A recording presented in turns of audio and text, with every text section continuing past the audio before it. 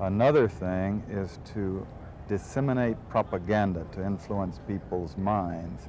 And this is a major function of the CIA.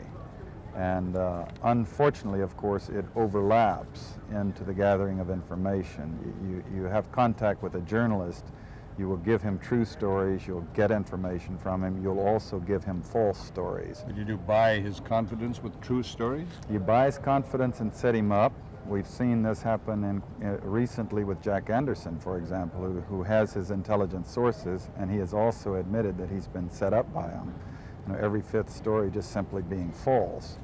You also work on their human vulnerabilities to recruit them in a classic sense, to make them your agent so that you can control what they do, so you don't have to set them up sort of, you know, by putting one over on them. So you can say, here, plant this one next Tuesday.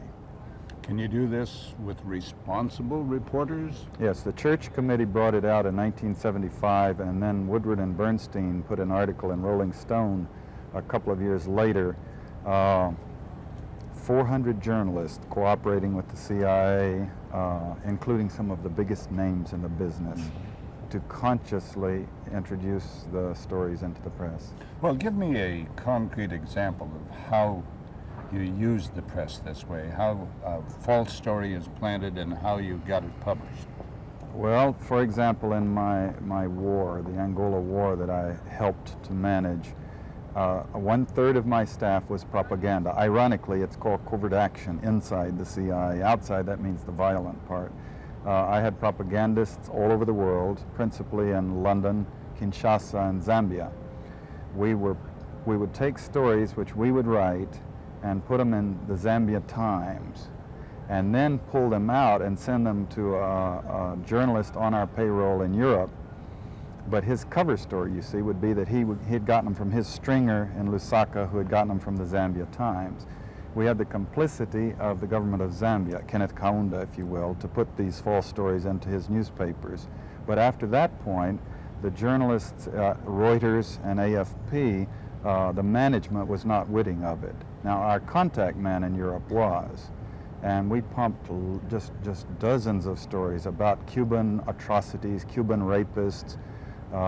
In one case, we had the Cuban rapists caught and tried by the Ovimbundu maidens who had been their victims, and then we ran photographs that made almost every newspaper in the country of the Cubans being executed by the Ovimbundu women who supposedly had been their victims. But these were fake photos? Oh, absolutely. We didn't know of one single atrocity committed by the Cubans. It was pure, raw, false propaganda to create an illusion of communists, you know, eating babies for breakfast and that sort of totally false propaganda.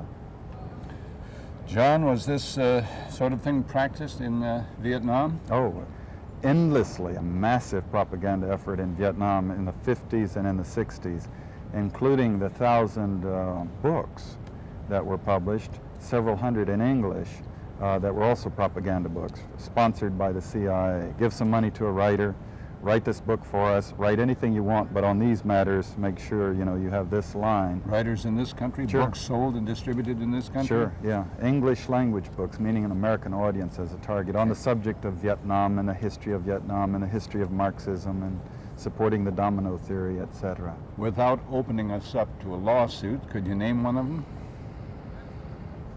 No, I could not.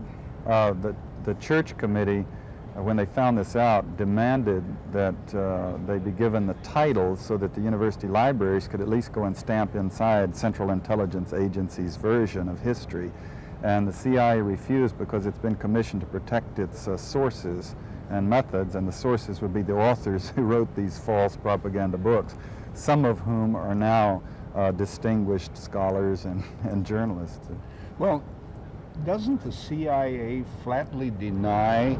They've admitted that there is some propaganda efforts, but their position is that those are all outside the United States, not in the United States. Isn't that true? Absolutely. While we were running this Angolan operation and pumping these stories into the world and U.S. press, exactly that time, Bill Colby, the CIA director, was testifying to Congress, assuring them that we were extremely careful to make sure that none of our propaganda spilled back into the United States.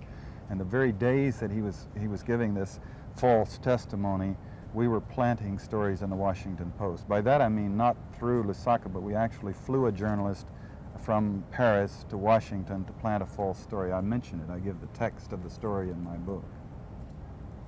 So you planted a story in the Washington Post by bringing a man from abroad. You had no difficulty, got right past the editor with it? Yeah. Is this common? Is it easy? It's easier than you would think, yes. Yes. If it's on the line of, for example, if it's on the line of Grenada being radical today, we've had articles in the Washington Post, the Star before it closed, Time magazine, that could only have been written originally by the CIA, Soviet submarine base, terrorist training. Here's a little island where the major source of income is selling spice to the West, Western tourism, and a large United States medical school. Tiny little island, 15 miles by 10 miles across, with 70,000 people, with U.S. medical students in their cutaways and sandals and their noses in books wandering all over the island. And yet, major press organs, Time magazine, running stories about their being so radical.